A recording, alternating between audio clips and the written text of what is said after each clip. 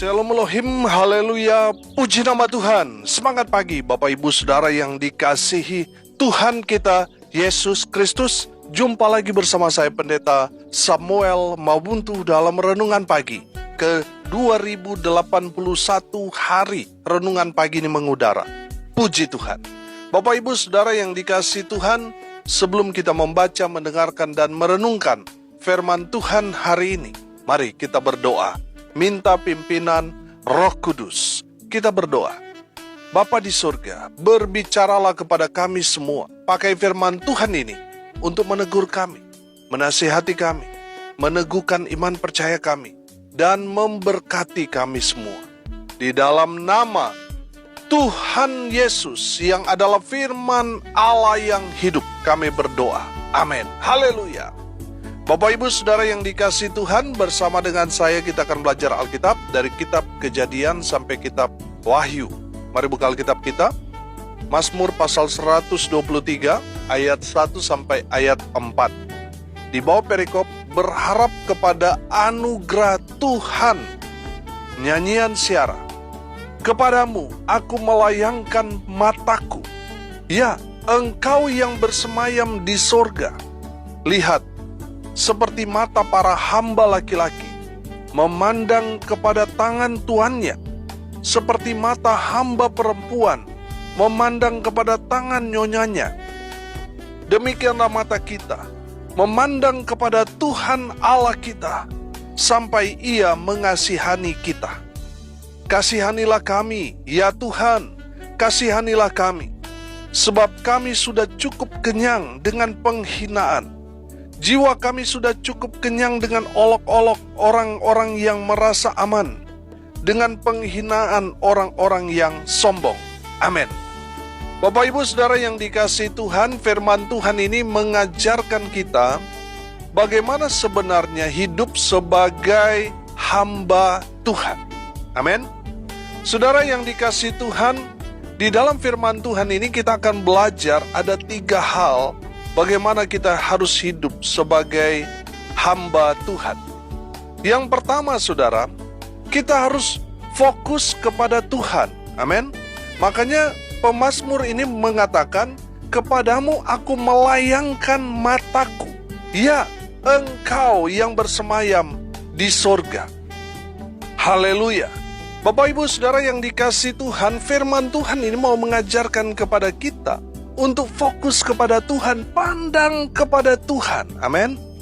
Lihat jauh ke depan bahwa Tuhan itu punya rencana yang luar biasa buat kita, anak-anaknya, buat kita, pelayan-pelayannya atau hamba-hambanya yang setia melayani Tuhan. Dengar baik, Tuhan punya rencana yang indah dalam kehidupan saudara dan saya. Makanya saudara pandang saja kepada Tuhan. Jangan fokus kepada manusia yang menghina saudara, yang memfitnah saudara, yang menjatuhkan, yang hendak mencelakai, menghancurkan dalam hidup saudara. Saudara jangan fokus kepada mereka, tapi fokuslah kepada Tuhan. Amin. Saudara, saya selalu memberikan contoh Yusuf, karena saya kagum dengan kehidupannya, saudara. Luar biasa Yusuf ini. Dia tidak disenangi, tidak disukai oleh saudara-saudaranya. Mereka membuang dia, menjual dia, dan kehidupannya yang begitu berat di Mesir, menjadi seorang hamba dari Potifar, difitnah, dimasukkan ke dalam penjara. Saudara, kalau seandainya Yusuf itu hanya fokus untuk membalas dendam pada orang-orang yang telah menjatuhkan dia, menjual dia, memfitnah dia, menghina dia, pasti Yusuf ini hanya menjadi budak biasa, saudara. Dia tidak akan dipakai Tuhan dengan luar biasa kalau dia hanya fokus kepada manusia. Tapi luar biasanya, Yusuf itu fokus kepada Tuhan. Amin. Bukan fokus kepada masalahnya, bukan fokus pada manusia, bukan fokus pada keadaannya, tidak. Yusuf fokus kepada Tuhan. Walaupun memang berat yang dia alami. Yusuf tahu bahwa manusia hanya mereka-rekakan kejahatan buat dia. Tetapi Tuhan punya rencana yang luar biasa bagi Yusuf. Demikian juga dengan saudara dan saya, hamba-hamba Tuhan. Saudara jangan fokus pada manusia. Jangan fokus pada orang yang menjelek-jelekan saudara, yang menghina saudara, yang membuli saudara. Kalau saudara hanya fokus kepada mereka, saudara tidak akan jadi apa-apa. Fokus kepada Tuhan. Amin. Manusia boleh menghina, membuli kita. Tapi ingat, Tuhan punya rencana yang luar biasa bagi kita, orang-orang yang mengasihi Tuhan. Haleluya. Bapak Ibu Saudara yang dikasihi Tuhan, fokuslah kepada Tuhan. Amin. Orang yang fokus kepada Tuhan, dia tidak akan tersinggung. Dia tidak akan sakit hati. Dia tidak gila hormat. Dia tidak akan menyerah dengan keadaan. Karena dia fokus kepada Tuhan. Amin. Saudara yang dikasihi Tuhan, saya selalu mengatakan bahwa Tuhan itu ahlinya ahli dalam memberikan solusi atau jalan keluar. Amin. Haleluya. Saudara yang dikasihi Tuhan, saya percaya orang yang fokus kepada Tuhan, walaupun dia ada di jalan buntu, sepertinya masalahnya ini begitu berat, tapi orang yang percaya kepada Tuhan, dia akan fokus kepada Tuhan, dia percaya Tuhan pasti buka jalan. Amin. Saudara yang dikasihi Tuhan, saya mau mengajak kita melihat bagaimana Musa ketika memimpin bangsa Israel keluar dari Mesir. Di depannya laut Teberau yang begitu luas, saudara. Begitu ganasnya ombak di laut Teberau itu. Kiri kanan mereka padang gurun. Di belakang 600 tentara Mesir sedang mengejar mereka untuk membawa mereka kembali ke tanah Mesir. Saudara yang dikasihi Tuhan, perhatikan. Orang Israel hanya fokus kepada keadaan. Mereka fokus pada masalah mereka. Mereka fokus kepada tentara Mesir yang hendak menangkap mereka. Perhatikan Musa. Musa fokus kepada Tuhan. Orang-orang Israel melihat sudah tidak ada jalan lagi. Yang mereka hadapi ini jalan buntu. Tidak ada jalan keluar. Tapi saudara lihat, bagaimana orang yang hidupnya fokus kepada Tuhan, selalu Tuhan buka jalan. Musa fokus kepada Tuhan. Dan lihat, Tuhan melakukan hal yang mustahil bagi manusia. Tapi bagi Tuhan tidak ada yang mustahil. Tuhan membelah laut itu. Amin. Saudara, kalau kita fokus kepada Tuhan, Tuhan akan lakukan hal yang bagi kita, ini nggak mungkin. Hal yang mustahil bagi manusia, Tuhan akan kerjakan dalam kehidupan kita. Orang-orang percaya yang fokus kepada Tuhan. Haleluya. Saudara yang dikasihi Tuhan, orang yang fokus kepada Tuhan, pasti akan melihat mujizat demi mujizat Tuhan kerjakan dalam kehidupannya. Orang-orang yang fokus kepada Tuhan tidak akan pernah melihat jalan buntu. Karena setiap jalan yang mereka lalui, pasti Tuhan yang menyertai. Tuhan yang buka jalan. Amin. Jadi jangan fokus kepada masalah. Jangan fokus pada manusia. Jangan fokus pada keadaan. Fokus kepada Tuhan. Haleluya. Yang kedua, seorang hamba Tuhan harus peka pada maksud Tuhan. Sudah perhatikan ayat 2. Lihat, seperti mata para hamba laki-laki memandang kepada tangan tuannya, seperti mata hamba perempuan memandang kepada tangan nyonyanya, demikianlah mata kita memandang kepada Tuhan Allah kita sampai Ia mengasihani kita. Haleluya. Saudara yang dikasihi Tuhan, saya melihat di sini bahwa seorang hamba, dia harus memperhatikan tuannya, sehingga dia mengenali bahasa tubuh dari tuannya. Kode baik dari matanya, baik itu tangan atau jarinya yang memberi kode kepada pelayan-pelayannya, kepada hamba-hambanya. Dan hamba-hamba itu harus peka, harus tahu apa maksud dari tanda-tanda atau kode-kode dari Tuhannya. Saudara, saya menangkap di sini begini. Seorang hamba itu memang harus mengenali Tuhannya dengan baik. Dari lirikan matanya dia tahu apa yang dia harus lakukan buat Tuhannya. Kode jarinya dia harus tahu. Bahasa tubuh Tuhannya dia tahu. Saudara, akhir-akhir ini sedang viral ya, seorang ajudan dari Presiden terpilih Pak Prabowo, Mayor Teddy. Saudara perhatikan apa yang dilakukan Mayor Teddy. Dia betul-betul paham betul atasannya. Dia butuh apa. Baik ketika turun tangga dia harus di samping Prabowo supaya Prabowo pegang dia sebagai pegangan. Saudara, seorang hamba itu harus tahu betul kode-kode dari Tuhan, tanda-tanda yang Tuhan berikan kepada kita. Supaya apa? Supaya kita tidak salah. Supaya kita mengerjakan hal-hal yang berkenan kepada Tuhan. Kita harus mengenali semua sign atau tanda-tanda. Kita harus ngerti maksudnya apa. Saudara yang dikasihi Tuhan, hamba Tuhan itu harus peka pada firman Tuhan, pada suara Tuhan.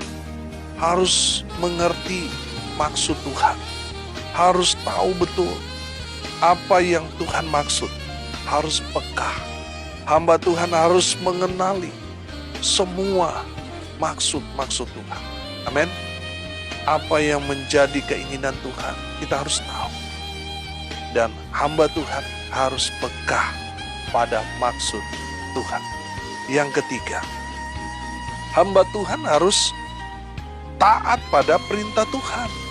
Saudara yang dikasihi Tuhan, seorang hamba Tuhan, apa yang Tuannya itu perintahkan kepada dia, dia tidak boleh menolak. Dia harus kerjakan, dia harus lakukan, tanpa harus dipuja-puji oleh Tuannya. Saudara yang dikasihi Tuhan, kalau kita hamba Tuhan, tapi ingin dipuji, ingin dihormati, sesungguhnya kita bukan hamba Tuhan. Kita menempatkan diri, padahal dalam tanda kutip, kita ini pelayan Tuhan, tapi kita menempatkan diri, kita ini atasan, kita ini bos, sehingga kita tersinggung kalau kita tidak dihormati, ya, titel kita tidak disebut, kita emosi, kita tersinggung, kita marah, karena tidak dihargai, dihormati. Saudara, saya mau bilang, saudara bukan hamba Tuhan. Saudara menempatkan diri saudara seperti bos. Saudara, Tuhan sudah mengajarkan kepada kita, barang siapa yang mau besar, dia harus menjadi pelayan. Dia harus jadi hamba Tuhan. Kita tidak boleh mencuri kemuliaan Tuhan. Kalaupun orang lain memuji kita, kita harus kembalikan semua puji-pujian itu untuk Tuhan. Kita tidak boleh mencuri kemuliaan Tuhan. Lukas 17 ayat 10, perhatikan. Demikian jugalah kamu, apabila kamu telah melakukan segala sesuatu yang ditugaskan kepadamu, hendaklah kamu berkata, kami adalah hamba-hamba yang tidak berguna. Kami hanya melakukan apa yang kami harus lakukan. Haleluya. Ayat ini mengingatkan kita semua, saudara, bahwa seorang hamba Tuhan itu, kita tidak berhak menerima pujian dari manusia. Karena semua pujian itu milik Tuhan. Kita harusnya berkata seperti firman Tuhan ini. Kami ini hanya hamba-hamba yang tidak berguna. Kami hanya melakukan apa yang harus kami lakukan. Seorang hamba, dia berhasil, dia sukses. Yang dipuji itu bukan dia, tapi Tuannya. Amin. Saudara, saya melihat sekarang ini banyak hamba Tuhan makam puji, saudara. Makam puji itu yang senang dipuji. Kalau tidak dipuji, saudara, tersinggung. Nah, banyak itu sekarang. Tapi saya percaya pendengar tidak ada seperti itu. Amin. Saudara yang dikasihi Tuhan, seorang hamba Tuhan harusnya kita mengerjakan apa yang menjadi perintah Tuhan. Makanya di dalam Injil Yohanes mengingatkan kita, menegur sekaligus kepada kita semua yang menempatkan dirinya sebagai hamba Tuhan. Kalau sudah mengasihi Tuhan, sudah seharusnya saudara mengerjakan semua apa yang menjadi perintah Tuhan. Pertanyaannya sederhana, sudahkah saudara taat pada firman Tuhan? Apa yang Tuhan sudah perintahkan kepada saudara, apakah saudara sudah lakukan atau tidak? Saudara, kalau saudara sudah lakukan, puji Tuhan.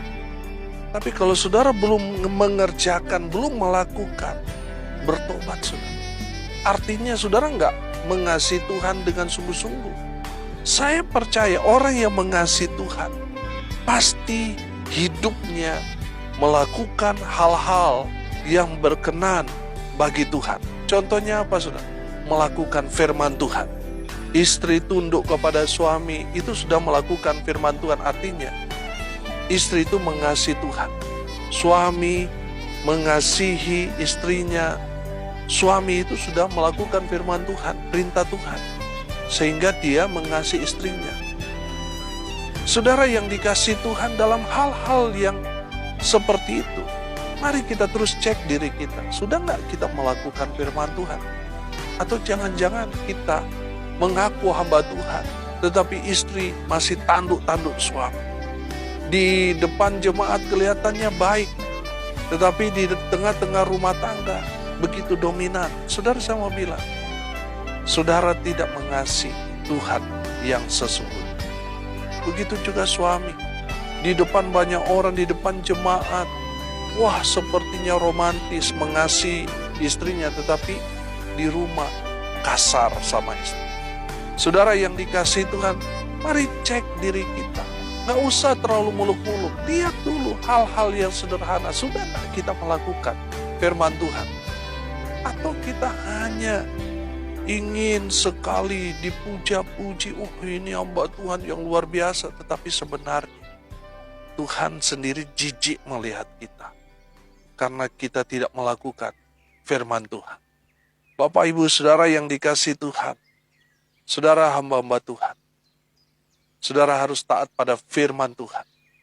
Apa yang Tuhan sudah perintahkan kepada kita, mari kita lakukan sebagai bentuk ketaatan kita pada firman Tuhan. Saya percaya ketika kita taat pada firman Tuhan, janji Tuhan digenapi buat kita. Apa itu? Berkat. Amin. Tuhan pasti akan memberkati kita dengan luar biasa kalau kita taat pada firman Tuhan. Haleluya. Hari ini kita belajar dari firman Tuhan ini, bagaimana menjadi hamba Tuhan yang dipakai Tuhan dengan luar biasa. Menjadi hamba Tuhan yang diberkati Tuhan. Yang pertama, kita harus fokus kepada Tuhan. Jangan fokus pada manusia, jangan fokus pada masalahmu, jangan fokus pada keadaan, sehingga saudara mengasihani dirimu sendiri. Fokus kepada Tuhan, pandang kepada Tuhan, maka saudara akan melihat pekerjaan-pekerjaan Tuhan yang heran dan ajaib. Tuhan akan nyatakan dalam hidup saudara dan saya yang fokus kepada Tuhan. Yang kedua, hamba Tuhan itu harus peka pada maksud Tuhan. Firman Tuhan yang kita baca, kita harus peka supaya kita mengerti apa maksud Tuhan, apa yang Tuhan mau kita kerjakan, kita lakukan. Seorang hamba Tuhan harus peka pada tanda, kode, sign yang Tuhan berikan kepada kita. Kita harus peka sebagai hamba Tuhan. Nah, banyak saat ini hamba Tuhan sudah nggak peka maksud Tuhan, dia sudah nggak paham, saudara. Saudara dan saya hamba Tuhan harus peka pada maksud Tuhan. Yang ketiga, seorang hamba Tuhan harus taat pada perintah Tuhan. Saudara yang dikasihi Tuhan, kita harus melakukan apa yang Tuhan sudah perintahkan kepada kita. Lakukan. Kalau saudara mengaku mengasihi Tuhan, tapi saudara tidak melakukan perintah Tuhan, saudara hanyalah orang munafik. Seorang yang sungguh-sungguh mengasihi Tuhan, dia pasti seorang orang yang menjadi pelaku-pelaku firman. Dia melakukan firman Tuhan. Itulah orang yang mengasihi Tuhan. Biarlah firman Tuhan ini jadi berkat buat kita semua, mengingatkan kita sebagai hamba-hamba Tuhan, harus fokus kepada Tuhan, harus peka pada maksud Tuhan, dan taat pada perintah Tuhannya. Amin. Mari kita berdoa. Terima kasih Bapa di surga atas kebenaran firman yang sangat memberkati kami. Berkati semua pendengar dimanapun mereka berada. Tuhan memberkati hidup mereka, rumah tangga mereka diberkati. Usaha pekerjaan pelayan mereka diberkati Tuhan, dibuat beruntung, berhasil dalam segala hal. Mereka yang sakit Tuhan sembuhkan, mereka yang lemah Tuhan kuatkan. Hibur mereka yang berduka cita, dan berkati mereka yang hari ini berulang tahun. Tuhan Yesus memberkati dengan umur panjang, kesehatan, kekuatan dari Tuhan melimpah dalam hidup mereka. Hamba berdoa biarlah berkat Tuhan dari surga turun memenuhi semua pendengar. Bapak Ibu Saudara yang dikasihi Tuhan, arahkanlah hatimu kepada Tuhan dan terimalah berkat dari Tuhan Yesus. Tuhan memberkati engkau dan melindungi engkau. Tuhan menyinari engkau dengan wajah-Nya dan memberi engkau kasih karunia. Tuhan menghadapkan wajah-Nya kepadamu dan memberi engkau damai sejahtera. Di dalam nama Tuhan Yesus, sumber segala berkat. Bapak Ibu Saudara yang percaya, diberkati Tuhan, katakan amin. Puji Tuhan. Bapak Ibu Saudara yang diberkati Tuhan, kalau saudara merasa diberkati melalui renungan pagi ini, bagikan juga kepada saudara-saudara yang lain, supaya mereka juga diberkati. Karena untuk itulah kita dipanggil untuk jadi berkat. Salam kasih dari Bali, saya Pendeta Samuel Mawuntu. Sampai jumpa besok pagi. Tuhan Yesus memberkati kita semua. Haleluya.